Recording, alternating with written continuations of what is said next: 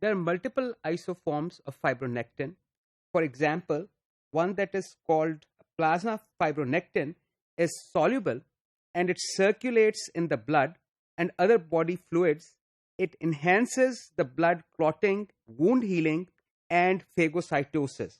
Other forms assemble on the surface of cells and are deposited in the extracellular matrix as highly insoluble fibronectin fibrils. Fibronectin dimers are cross-linked to one another by addition of disulfide bonds. So this is basically how fibronectin assembles in the extracellular space by the virtue of cross-linkage of disulfide bonds.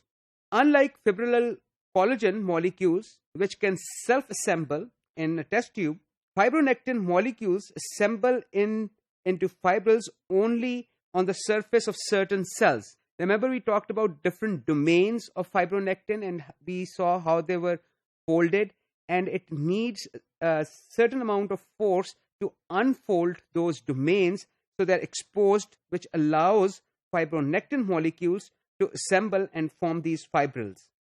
Here, for example, there is a structure of fibronectin molecule. Here in the yellow part of this, pointed out here, is a self-association domain. It allows fibronectin molecules to associate with themselves, forming these fibrils. Additional proteins are also needed for fibril formation, especially fibronectin binding integrins.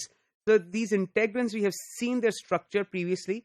They basically act as forceps or grabbing material, grabbing structure. They grab the fibronectin, and the skeleton to which these integrins are attached to, they basically cause these fibronectin molecules to stretch out, exposing these cryptic sites, allowing them to form fibrils. In fibroblasts, for example, fibronectin fibrils are associated with integrin at fibril adhesion sites. These sites are distinct from focal adhesions, and they're also more elongated and contain different intracellular anchor proteins. Anchor proteins, remember, are the proteins that are attached to the cytoplasmic domain of integrin molecules or the adhesion molecules, for example. Some secreted protein function to prevent fibronectin assembly in inappropriate places. Uroglobin binds, for example, to fibronectin and prevents it from forming fibrils in kidney. Mice that have a mutation in uroglobin gene accumulate insoluble fibronectin fibrils in their kidney, and mutant mice that are unable to make fibronectin die early in embryogenesis because their endothelial cells fail to perform proper blood vessels. The fibronectin fibrils align with adjacent intracellular actin stress fibers.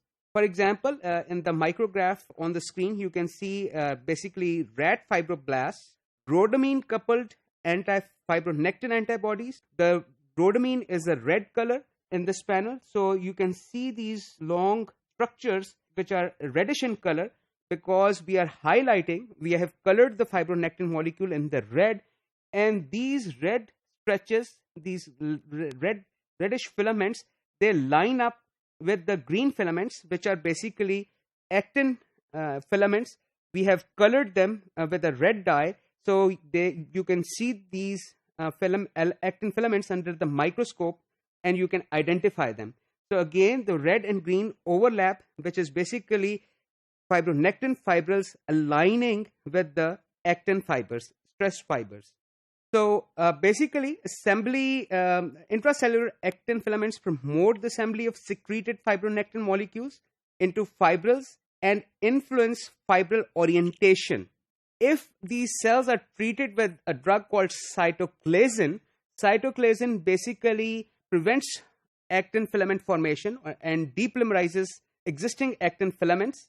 When these cells are treated with cytoclazin, fibronectin fibrils dissociate from the cell surface. For example, when cells have to go through mitosis, cells basically round up and the cytoskeleton is restructured. We will talk about cytoskeleton in future modules, but basically no actin filaments, which results in the dissolution of fibronectin fibrils also. So this interaction has to be consistent in order for these, not only formation of these fibrils depend upon actin filaments, but also their maintenance requires that actin filaments be present in the cell. The interactions between extracellular fibronectin fibrils and intracellular actin filaments are mediated by integrins. The contractile actin myosin cytoskeleton pulls on the fibronectin matrix. We haven't talked about myosin. Myosin is a motor protein. We have seen videos of motor protein. So basically, these motor proteins generate force against the substrate, and in this case, the substrate is the actin. So the force generated basically results in stretching of these fibronectin fibrils, resulting in exposure of the cryptic binding sites in the fibronectin molecules, allowing them to bind one another. Actin cytoskeleton promotes fibronectin polymerization. So that is basically the take-home lesson, is actin filaments are required for formation of actin filaments are required not only for the formation of fibronectin fibrils, but also maintenance of these fibrils depends upon the presence of actin molecules, actin filaments.